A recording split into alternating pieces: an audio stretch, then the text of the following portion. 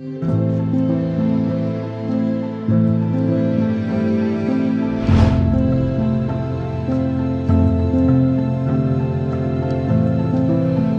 seen this place before.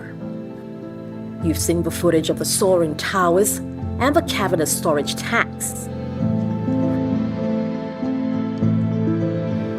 You've heard the politicians and investors declare this project will solve Nigeria's dependence on imported petrol products, create thousands of jobs, and solve its foreign exchange crisis. You've watched as legendary entrepreneur Aliko Dangote, Africa's wealthiest man, created this $20 billion mega project, one of the biggest private investments Nigeria has ever seen. The Dangote Refinery, just outside Lagos. I am Abi Owolawi, and I know this project better than most. 3 years ago, I visited the refinery as it neared completion and ahead of crude oil refining. One man is dreaming of a Nigeria where oil is a blessing to businesses and to people. This would be a Nigeria that is self-sufficient in fuel. And he has got around $19 billion in financing backing him up. Next year, his new privately owned refinery is due to come online, producing 650,000 barrels a day. In theory, it could meet all of the country's fuel needs and have enough left over for exports.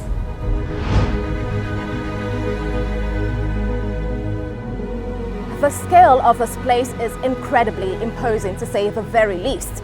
Photos do it absolutely no justice. You just have to see it in person. It's more like a very big city instead of just a project. This refinery that we built is very, very important. It's going to help to transform not only the oil sector in Nigeria, no, it will transform the entire economy of Nigeria. 3 years ago, the mood was one of hope and optimism. This would be a symbol of the new Nigeria, a landmark project that would refine 650,000 barrels of crude oil per day. This project would be Aliko Dangote's legacy, his gift to the Nigerian people, a project to bring the country together and move into the future. But in Nigeria, things aren't always that simple. If I knew what we are going to go through, I wouldn't have, built this refinery. But luckily, we didn't know.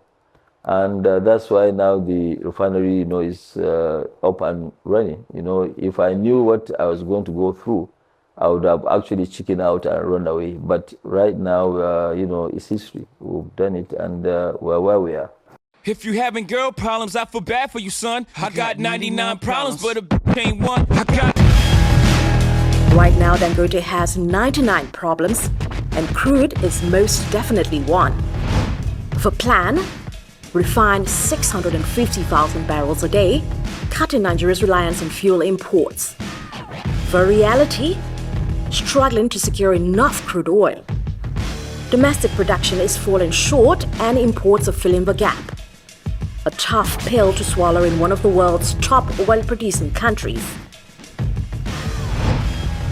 The Nigerian National Petroleum Corporation, initially a key partner, is under fire for failing to deliver agreed crude oil volumes. Dangote says they're not holding up to their end of the bargain, which adds friction to an already fragile relationship. Dangote Industries took a major hit when Fitch Ratings downgraded its credit. Liquidity is tight, foreign exchange losses are stacking up, and operational delays are bleeding cash. Then, the Naira's free fall just adds fuel to the fire. They had big plans to export gasoline. Then came the backlash. We need it here. Under pressure, those export tenders got cancelled. Now the focus is back on local supply. But it is a delicate dance to meet Nigeria's massive demand. Dangote's dominance looms large. With Africa's biggest refinery in play, there is growing unease about competition, or the lack of it. Is this a hero move for the country or the start of a new kind of monopoly? Can the refinery overcome its supply and cash flow crisis, patching things up with the NNPC and deliver on its promise of transforming Nigeria's oil sector? Or will these challenges keep piling up? The stakes are high, the risks are real, and this refinery's future could rewrite the country's energy story. I'm heading back to the refinery to see for myself how things are progressing.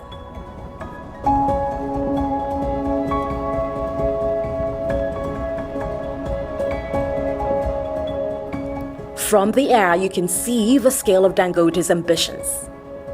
By some measures, this is the largest refinery in the world, and one of the most ambitious industrial projects ever undertaken in Africa.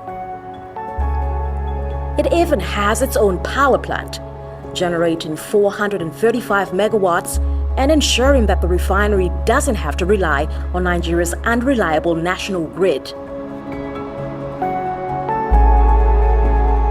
SN Echampati is taking me on a tour. Oh, it was a fantastic experience. You know what you see here, our entire thing, gigantic structures, nothing was here. It was all slushy land, it all, you can't even walk. If you start walking, you will go deep. So we had to literally remove entire area of 2,700 hectares of land here. We had to develop, raise the level so that in future, in case of floods, nothing happens and everything is intact. And therefore, we had to dredge the sand. Nearly 55 million cubic meter of sand was dredged here to develop and raise the entire thing by 1.5 meters. Echampati's passion for this project is clear to see. Built by more than 65,000 workers with materials and expertise from over 50 countries. From towering distillation columns to pipelines stretching for miles, this refinery is a city in itself, a testament to what bold vision and determination can achieve. Every valve, pipe, and bolt tells a story of innovation and ambition, bringing together expertise from across the world to create something truly monumental. It's not just a refinery, it's an engineering marvel. The sheer scale is staggering, covering over 2,635 hectares. That's bigger than Victoria Island in Lagos. This is industrial ambition on a scale Africa has never seen before. A refinery so advanced it could turn Nigeria from an oil importer to an energy powerhouse. Already the diesel is available in the market from the Dangote, and now we are concentrating on the further products like gasoline and then polypropylene. These are the other two. And also we are getting diesel already right now. Diesel, jet fuel is already available in kerosene. So we are now adding to the gasoline and then the polypropylene. This was the largest construction site in the world. So to handle that was a great amount, it gave us a great amount of challenge, and to successfully overcome the challenges was giving us a great amount of satisfaction. Number two, this is the largest single train petroleum refinery in the world. To execute this project was also a matter of pride for my president and for the entire team, because this is a once-in-a-lifetime opportunity. So today, a Nigerian company has executed this enormous project very successfully. So it's something that Nigeria can be proud of, and this has given us so much of satisfaction. Building the world's largest refinery is an achievement in itself. But it only makes sense if you have a steady supply of crude oil to refine. And right now, this impressive project is only operating at around half capacity. The capacity is 650,000 barrels per day capacity. We are now going around 350,000, because the idea is till I start the refinery in full, there is no point for me to be pushing up the production level, because only when I start the full refinery will really be making money. Well, the Nigerian production is more than double our requirements. So there's more than enough crude available within Nigeria.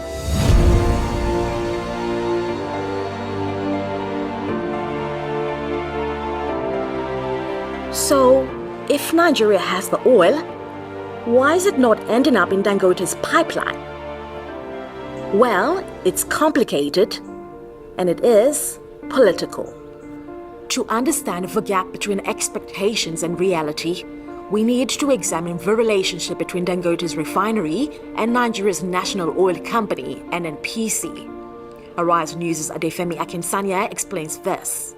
In July 2024, the CEO of Nigeria's Midstream and Downstream Petroleum Regulatory Authority, Farouk Ahmed, not only said the Dangote refinery had not yet been licensed for operation, he also said that the products produced at the refinery were of inferior quality and had a higher sulfur content than imported products. An interesting remark to make when back in 2022, cars and generators across Nigeria were damaged beyond repair due to a scandal that linked back to the import of tainted fuel.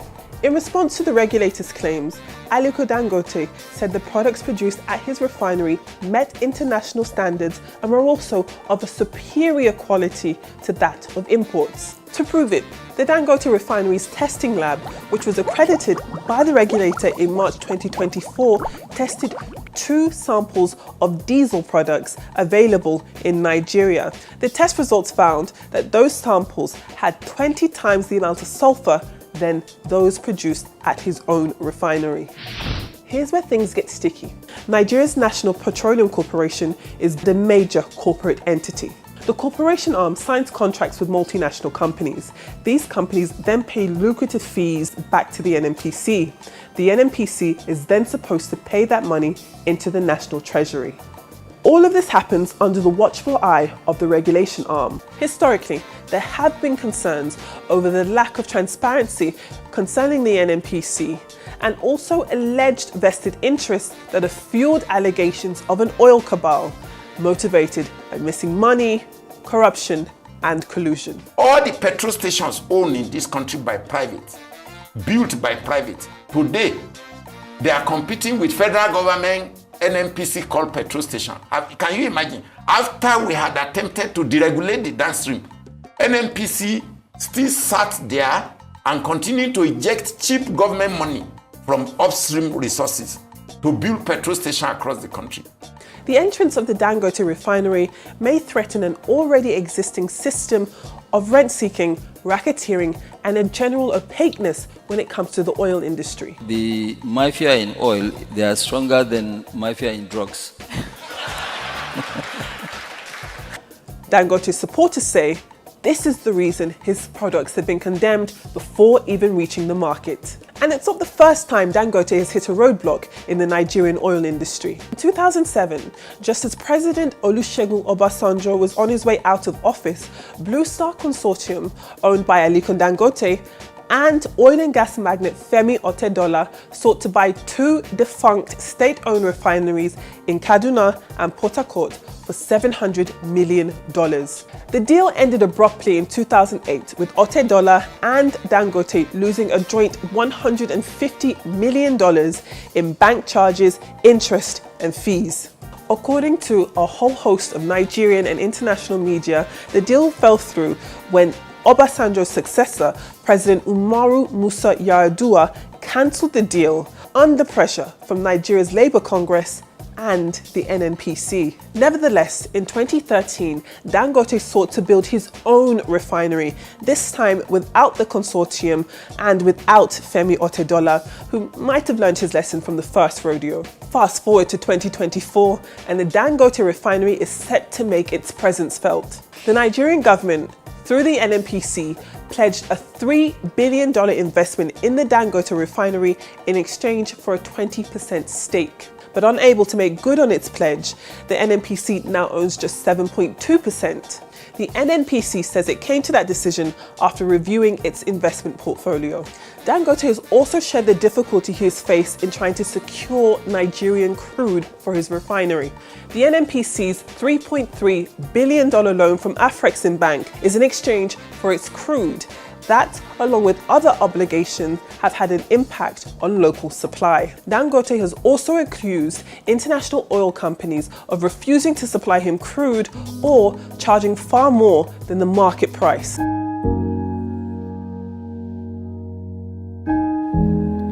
It is clear to see that a situation where the national oil company is in conflict with the country's largest refinery is far from ideal. Aliko Dangote has invited me to his Lagos home to set the record straight. So what's the current relationship between the Dangote refinery and the NNPCL? There have been talks in the last couple of days about a $1 billion loan, for instance, that was expended towards the Dangote refinery at difficult times. Would you want to speak on that? 2021, when we signed that agreement, even if you give us $1 billion, is a drop in an ocean in a $20 billion refinery.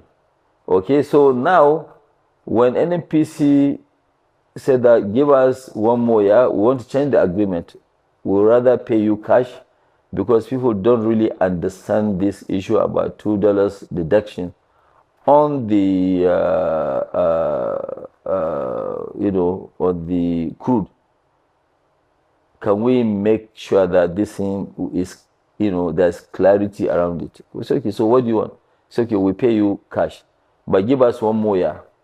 I said, okay, fine, no problem. We give them 1 more year. So from June last year to June this year. Okay, and what happened?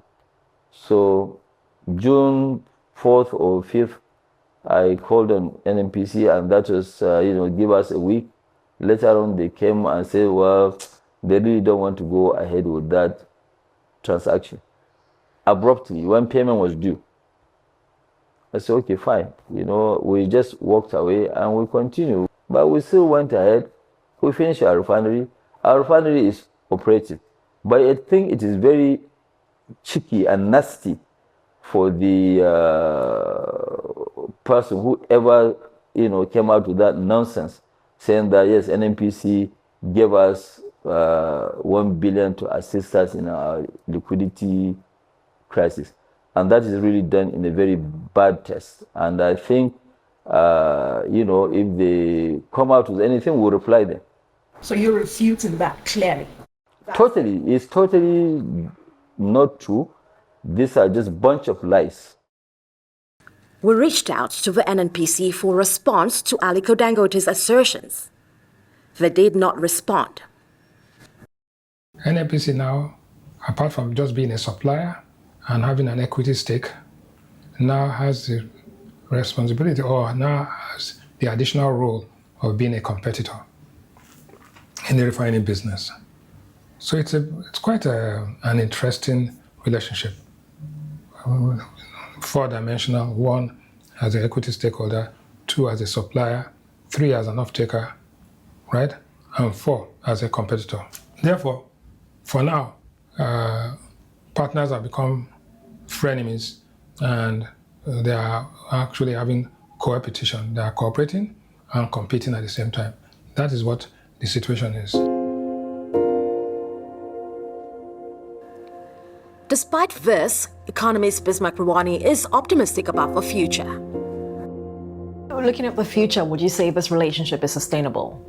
I think it is.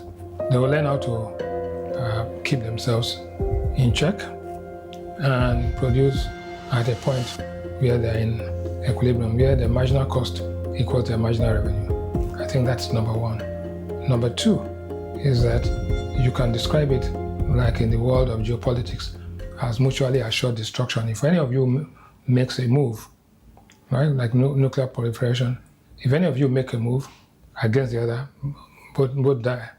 So I think it's in their best interest and mutual interest for everybody to win and everybody to survive.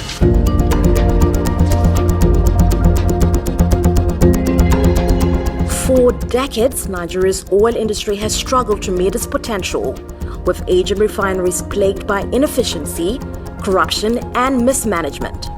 Despite sitting on vast reserves and once producing over 2 million barrels per day, output has dropped to around 1.3 million barrels, held back by low investment and a lack of investor confidence.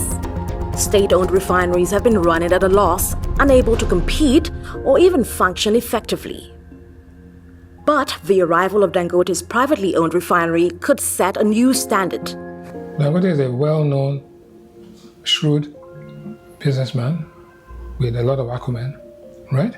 And he will run the refinery, he continues to run the refinery like the way he has run all other businesses, efficiently and profitably. Now, because one competitor is very efficient and profitable, the other ones, whether they are state-owned or not, have to be. If not, they die. Right? So I think it's good for Nigeria. The Port Harcourt Refining Company, which has been unoperational for years, announced in November 2024 that they will start processing crude oil again. The fact that the Port Harcourt Refinery and all the other refineries will come on stream is good for competition. But how they are managed to remain competitive is more important than just getting them on stream. I think that's the critical thing. The Dangote refinery could transform Nigeria's petrol market by cutting import reliance, reducing forex costs, and stabilizing supply. Global oil prices and the removal of government subsidies means that Nigerians could still feel the pinch in the short term. But there are signs that competition could be coming to the petrol market in Nigeria. In December 2024, the Dangote refinery announced a reduction in the price of petrol from 970 naira to 899 naira 50 kobo. It's a response to the market. Let me put it that way. You know, a refinery will invested 20 billion, and I think we have to try and protect our interests and also our investments. Barely 3 days later, the NNPC responded, cutting the price of its petrol to 899 naira. Dangote in turn announced a partnership with petrol station chain MRS to equalize fuel costs across the country, so that citizens in remote areas will no longer have to pay a premium. This emergent price war will hit the profits of foreign companies who export petrol to Nigeria. Importers and financiers will suffer. Nigeria's economy is beset by high inflation, high unemployment, and a reliance on foreign imports, especially fuel. The country spends $10 billion annually importing refined petroleum products. One of the biggest ways the refinery could impact Nigeria is through its effect on foreign exchange. Nigeria currently expends billions of dollars each year on refined imported fuels, which puts immense pressure on the naira. By producing petrol locally, the refinery could drastically cut fuel import bills and reduce demand for dollars, helping to stabilize the Nigerian economy.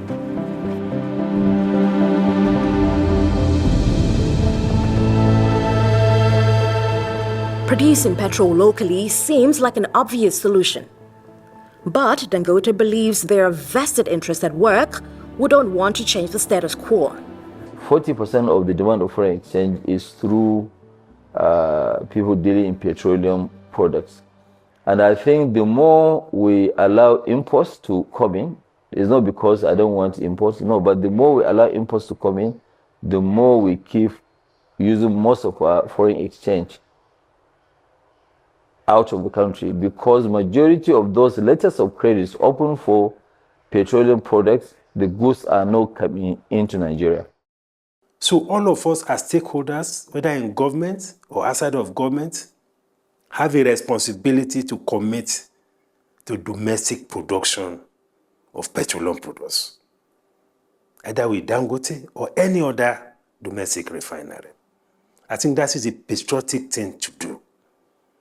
And so far, there is no evidence to prove this allegation of being inferior, high sulfur content and all of that. There's no evidence on the table.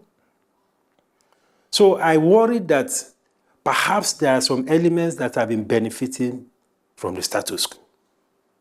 And when I say status quo, I mean those who have been benefiting from these perpetual imports. Dangote says he built this refinery to transform Nigeria. And talking to him face to face, he seems sincere in that ambition. But he has faced a barrage of criticism about his motives, about the quality of his product, and about potential monopolistic practices. There's a lot of controversy as to whether the Dangote refinery is going to be a monopoly. In any case, refinery business, the barriers to entry are so high, the capital required is so high. Therefore, naturally, it's going to be an oligopoly or probably a monopoly. But a monopoly that is controlled and regulated to the extent that it cannot gouge the people. And that's why it is known globally that refineries are high volume, low margin.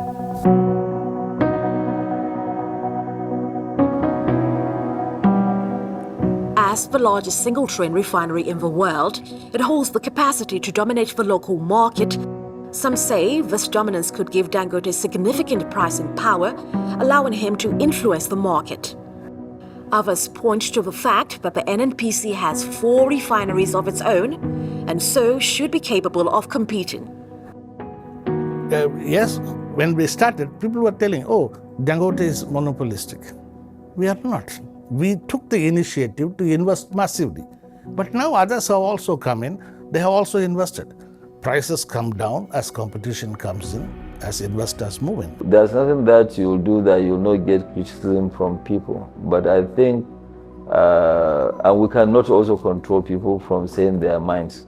But whoever will criticize us after putting $20 billion of investment, mind you, in the history of Nigeria, in the last 100 years, nobody has put in any project $20 billion. There's no project that has cost this much. So if somebody wants to criticize us, us, it is his own, this thing. You can be a critic of, normally they say that even prophets, they are not actually appreciated in their own domain. So it's okay, people can criticize us. Criticism will not stop us from continuing with what we are doing. You can criticize us from today to next year. We don't really, mind. You have your abuse, and it's okay. For Dangote, the challenges and criticisms will no doubt continue. But walking around this immense refinery, it is hard not to be impressed by the scale of his vision. I did this project more because of the love of my country, in making sure that I have a legacy project. Because you look at this thing and say, okay, fine. If I'd invested this money in Google, in Apple, okay, in Tesla and Co. Today, my 20 billion would have been over 150 billion. And I won't be having this headache that I'm having today. So really, I think it is the patriotism that made me to do this. I would rather leave a legacy behind than to, keep accumulating wealth. I'm not a rich man, I'm a wealthy man.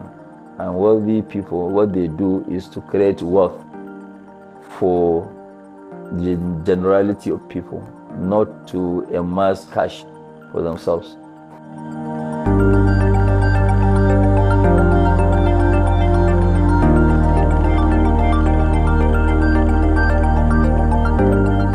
He can't exit. Who's going to buy it from him? So he's stuck with it. So he has to make it work. That is the beauty of it. It will work. But if he was to start today and he saw the picture of where he is and what he has gone through, he wouldn't have done it. But you don't build the largest single train refinery in the world and expect there will be no pushback or resistance from all sorts of groups. So one, we must congratulate Elijah Aliko for what he has done, and he must be encouraged to stay the course.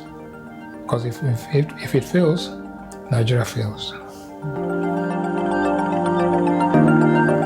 Aliko Dangote's $20 billion refinery is more than just a project.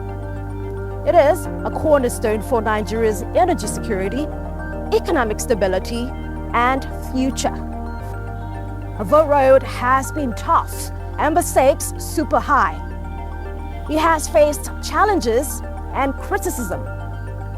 But Dangote says he is forging forward with national interest at heart. If it succeeds, the country wins. If it fails, the country fails. It is a bold bet, you might say, but one with potential to transform Nigeria's economic landscape forever.